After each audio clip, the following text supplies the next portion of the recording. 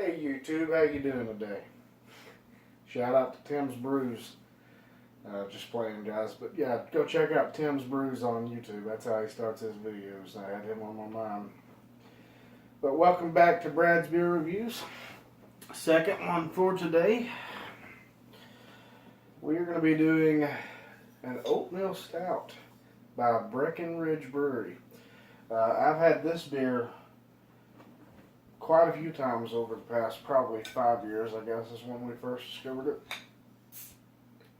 Always enjoyed it, but it's been a while since I've had it, so. And I've never drank it with the intent of describing it to somebody, and that always makes you think more about what it tastes like, so it's going to be interesting nonetheless. You can visit the brewery at breckbrew.com, that's BRECKBREW.com. They say that the IBUs on this is 36, the ABV is 5%, Rate Beer gives it a 65 overall and a 49 in the style, and Beer Advocate gives it an 83 with There's Nothing by the Bros.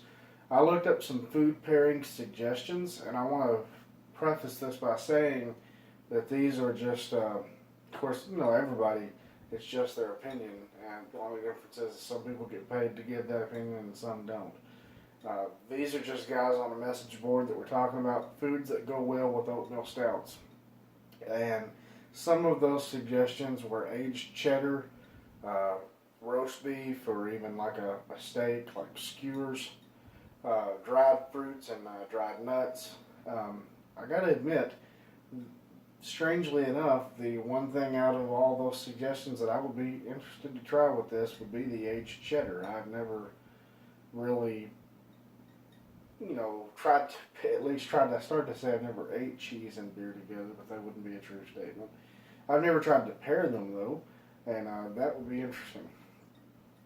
There's also a barbecue recipe on the Breckenridge Brewery website, which, by the way, these guys are out of Colorado. I got a good buddy, him and his wife live in the Denver area, if I'm correct, so shout out to you, Vic.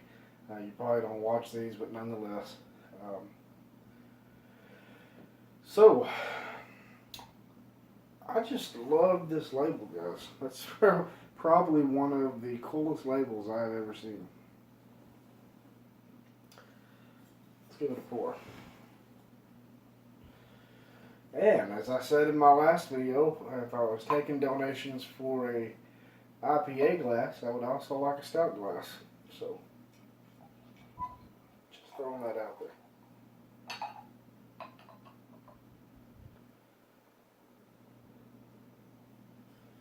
Alright, I'm surprised by the lack of head on this. I'm actually going to check and see if there's a date on this one. See how old the beer we're drinking is, guys.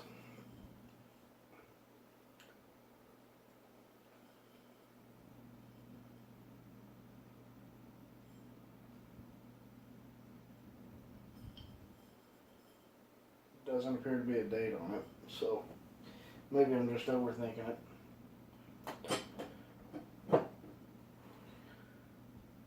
Alright. Pretty dark. Not the darkest stout I've ever seen, but dark nonetheless. I don't see any bubbles. It's leaving some lacing around the glass, but there's really no head to speak of. There's a better view of the beer. Let's get a nose on it, guys.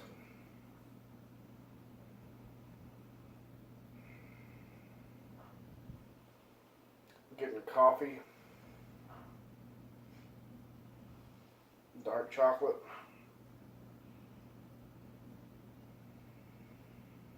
some dried fruit.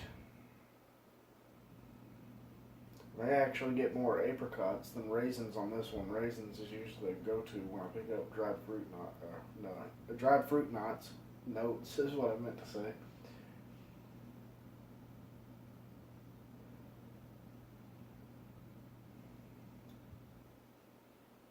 Has I know I already said dark chocolate, but this actually has a cocoa characteristic to it.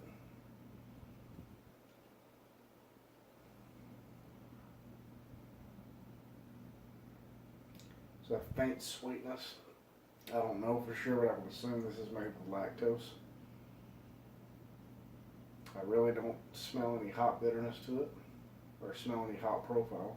I always want to say bitterness when I'm talking about the smell of hops. I don't know. Let's get a taste on it, guys.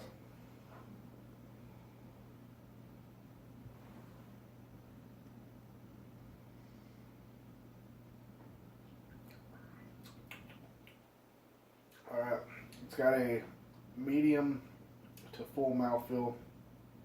The finish is hoppy on the tongue, but wet as far as the feel of it. So it's a weird feeling because you get kind of like a dry finish as far as the taste on your tongue, but the beer is a wet finish in my opinion.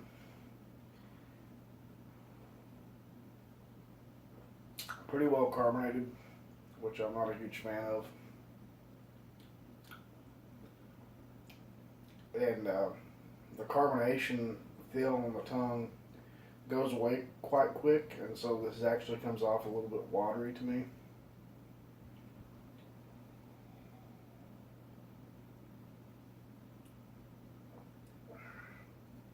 It's nowhere near as watery, or not even close to as watery as like a Guinness.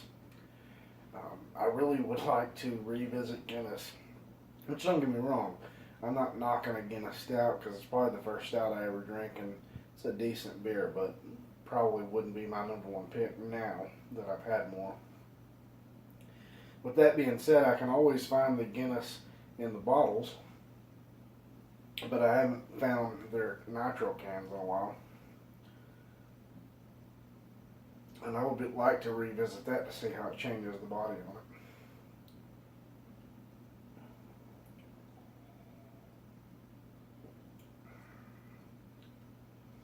This beer is actually pretty bitter to me. And yes, I did drink a glass of water before I went to this review, because you guys know I just did a IPA review.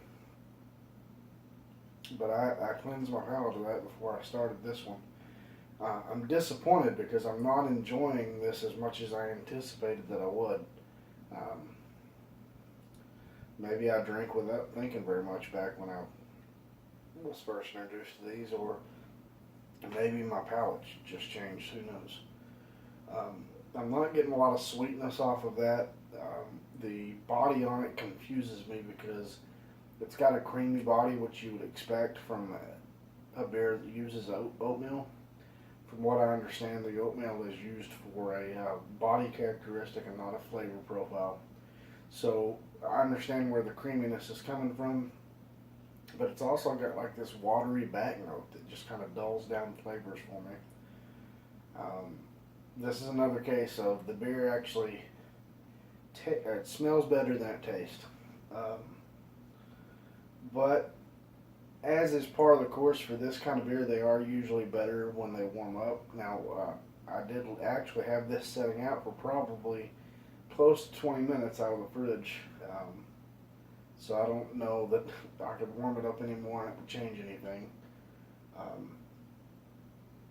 If you've had it, let me know what you think about it. If you hadn't had it, I always say it's worth trying. I will try anything once, and I think you should too. So let me get another drink on it before I rate this one.